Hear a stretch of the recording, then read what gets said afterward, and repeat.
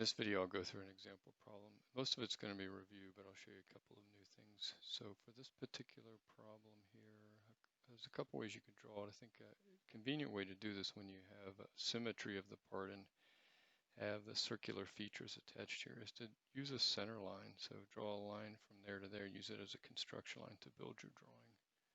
So make sure your ortho is on and your object snap is on.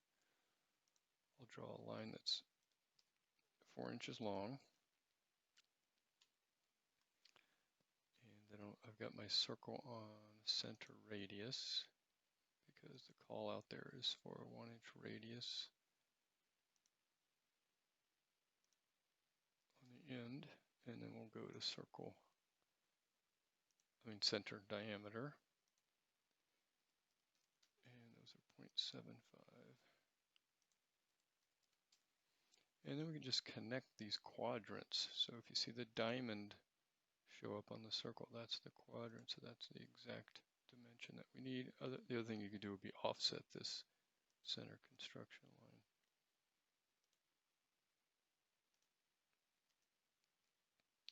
And then we can erase that. Now to make these little pockets here, what I'll do is use the offset tool, and that space is 0.5, so 0.5 enter. Offset that over to the right, offset that over to the left, and then I'm going to draw a horizontal line through the middle here, and you'll see that green triangle. Remember, that's the midpoint. So that's if you look at the length of this line, that's the middle of that line. So that'll tell me where the middle of the part is. Again, because of symmetry, I can do that. So now I have a line here, and I know this gap is 1.5 inches from top to bottom. So I can do an offset of 0.75. So if I offset this up 0.75, down 0.75, the distance from there to there is 1.5 inches. And now I'll use the trim tool. I'll draw a window around everything, hit enter. Now all my cutting edges have been selected.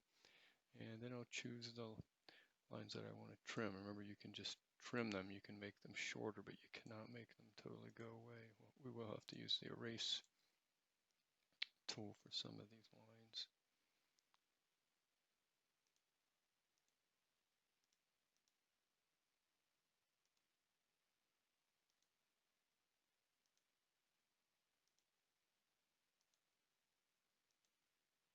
And then I can trim off that circle, because those lines there act as cutting edges to remove that material. On that one, wasn't so clever. I'll just use my erase to get, oops, I'll need to trim that one. So that's the difference between trimming and erasing. So if I choose those two lines as my cutting edge, hit enter and click on there. There's my object. And then I'll dimension that. Now to dimension center to center, bring your cursor to the outside of the circle, but don't click it. And you'll notice that the center will then be highlighted and you can click on it. So same thing, make sure you go to the outside before you go to the inside. Number of decimals is incorrect. We want 2 decimals. So go to Dimension Style Manager, Modify, Primary Units. And in this case, we want 2 decimals. Say OK, close that. Now it should update. If not, if you just move that a little, you'll see it will automatically update. Call out the height of this. Now make sure you use these outside corners so that you get the gaps between the corner of the part and where the extension line shows up. And on this here, click on the corners. And the dimension maybe doesn't want to cooperate. That's fine. Just go ahead and click it, hit escape, and then come over and click on the dimension, and then click on that blue box, and you can pull this dimension out. Now, those are a little close, so let's click on this 4, click on the box, and we'll pull that up a little bit so you've got some space. Right? Don't try not to crowd that. For those diameters, if you click on the outside of the circle, now stay away from the quadrant because it'll try to attach itself to that, just somewhere on that perimeter. And remember, don't dimension on the part. Leader line should always be on an angle, not horizontal, not vertical. So pull it out here at an angle.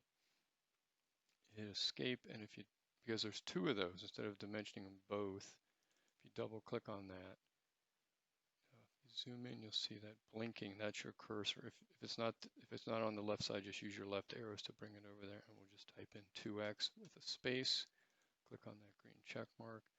and that's the way to dimension that. And likewise for this inner circle, click on that, pull it out, hit escape, and again I've got two of them, so double click, use a big X, 2X space, and I think that's everything. So let's save that.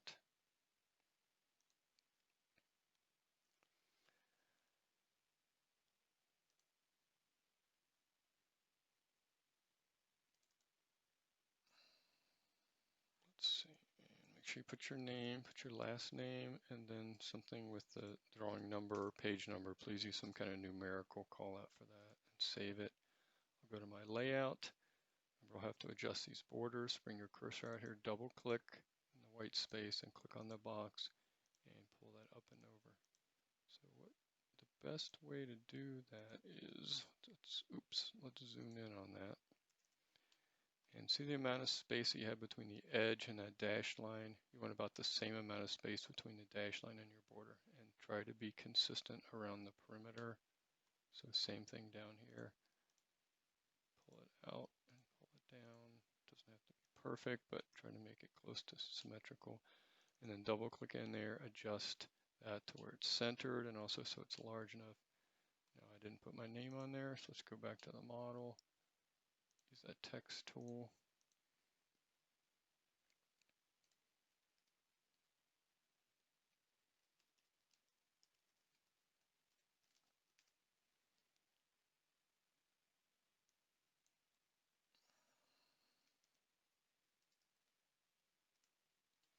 And when you're done, click on check mark. Let's go back to our layout. I'll have to move this a little bit. Now, sometimes this happens where, you might decide, depending on how busy or how full your drawing is, that you just want to move. You want to move your dimension. Now, if you turn off your ortho and your objects, now it gives you a lot more freedom. Right. So let's see. I can move these over here. And I can use the move tool, move that up, and let's see how that looks. So it makes it a lot easier for me to fit it, fit it on the paper. Okay, so then we'll save that, and then don't forget, export it as a PDF. Once again, make sure your last name and the drawing number is on there. Save that, and that completes that assignment.